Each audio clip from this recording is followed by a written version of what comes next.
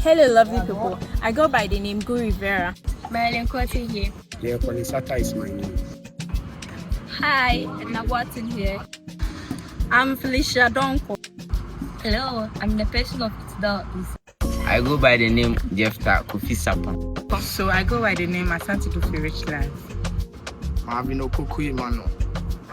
Together with my group members, we'll be presenting on the topic critical thinking. Our presentation seeks to address the question: if critical thinking is so important, why then do educated find it difficult to think critically? Through this presentation, we will explore the factors that limit the critical thinking and discuss how individuals and societies can encourage more independent and evidence-based thinking. Thank you, and let us begin.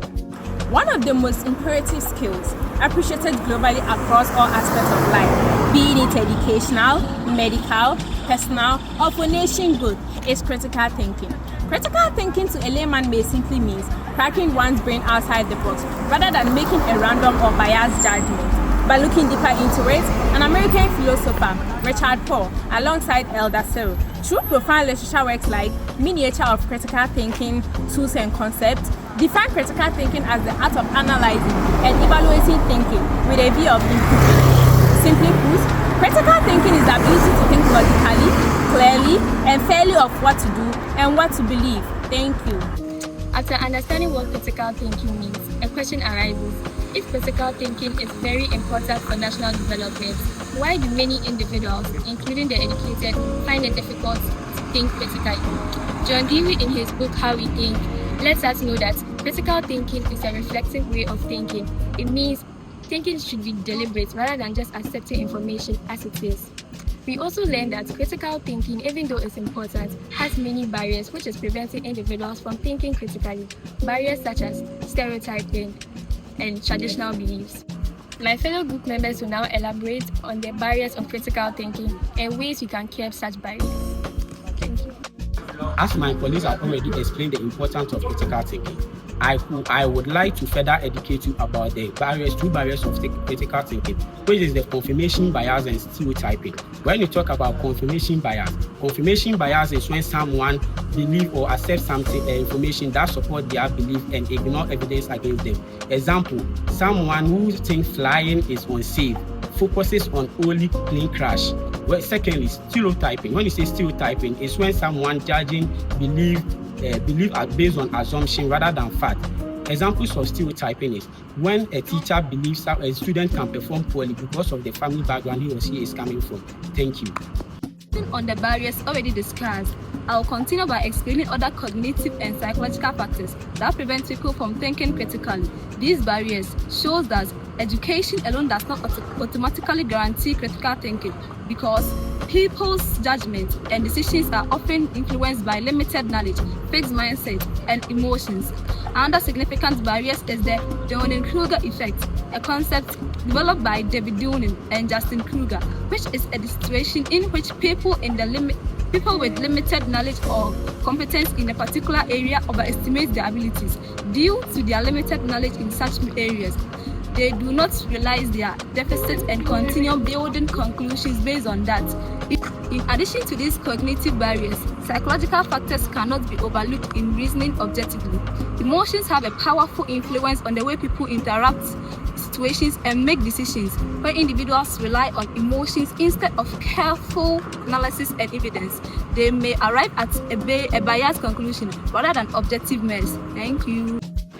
From the barriers already discussed, we can see that critical thinking is not only affected by individuals, but also by the environment people learn and grow in.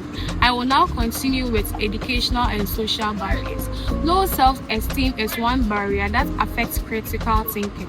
People who lack confidence in themselves may hesitate to question other people because they feel their opinion are not important. As a result, they often accept ideas without analyzing or challenging them. These barriers shows that being educated does not automatically mean someone thinks critically. Factors like confirmation biases, stereotypes, closed-mindedness, emotions, and low self-esteem can make objective thinking difficult. Another major barrier is rote learning culture. where students focus more on memorizing information than understanding it. Instead of asking questions and thinking deeply, they are expected to accept information and reproduce it during exam. Matthew Lipman explained that schools should teach students how to think, not what to say. This shows that education should build reasoning skills, not memorization. Thank you. Continue from the previous point. Although these barriers affect critical thinking, they can be reduced through discussion, group assignment, project work, and encourage students to ask questions and make inquiries. This activity helps students to think and develop independent judgments. Another barrier to critical thinking is authority influence. This happens when people accept ideas or instruction from figures such as parents, teachers, lecturers, government officials, or regional leaders without question or evaluate them. Traditional settings and environments where authority is highly respected. Whilst respecting authorities is important, depending too much on it can be prevent people from thinking independently and analyzing issues for themselves. This does not encourage disrespect or rather providing thinking. Authorities should guide people to think, not for themselves. Thank you. Moving on from authority influence, another social barrier to critical thinking is conformity. Conformity means following the accepted rules, standards, or way of thinking of a group or society. Usually, people conform because they want to fit in, and this is not always negative. However, it becomes a problem when people stop thinking of themselves and simply accept group opinions without questioning or examining evidence. For example, a student may know the correct answer but remain silent because everyone else has chosen a different answer. This limits independent thinking and prevents people from making objective decisions. Another social barrier is echo chambers. This happens when people are mostly exposed to information that supports their existing beliefs. A common example is social media, where algorithms continue showing users content similar to what they already like. As a result, people become limited to one perspective and may find it difficult to think broadly and make balanced conclusions. This can also reinforce confirmation bias. Thank you. Critical thinking can be improved by making lessons more interactive and decision-based. Students should be encouraged to ask questions, share opinions, and think independently through activities like group work and surveys. According to Matthew Lipman, education should teach students how to think, not just what to think. Making critical thinking a compulsory course for all students can also help learners develop problem-solving skills and growth mindset. Carol Drake's growth mindset theory suggests that students who believe they can improve are more likely to learn from mistakes, ask questions, and think objectively. Beyond educational reforms, there is also a need for societal reforms to strengthen critical thinking. One important reform is promoting freedom of speech, a society that allows people to freely express and question ideas, and encourage individuals to think independently and make decisions based on evidence rather than fear of criticism.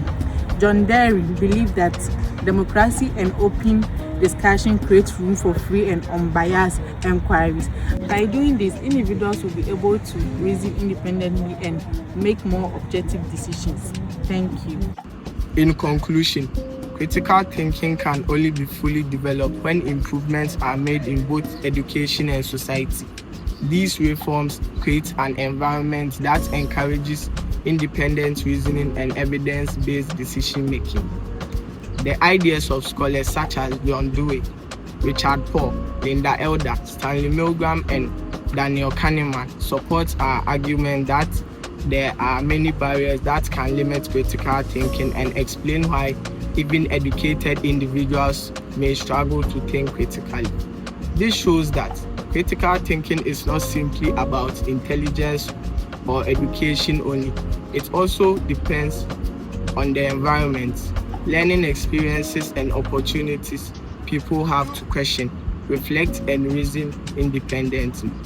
Therefore, education does not automatically guarantee critical thinking, and not all educated individuals will necessarily think critically in society. Thank you.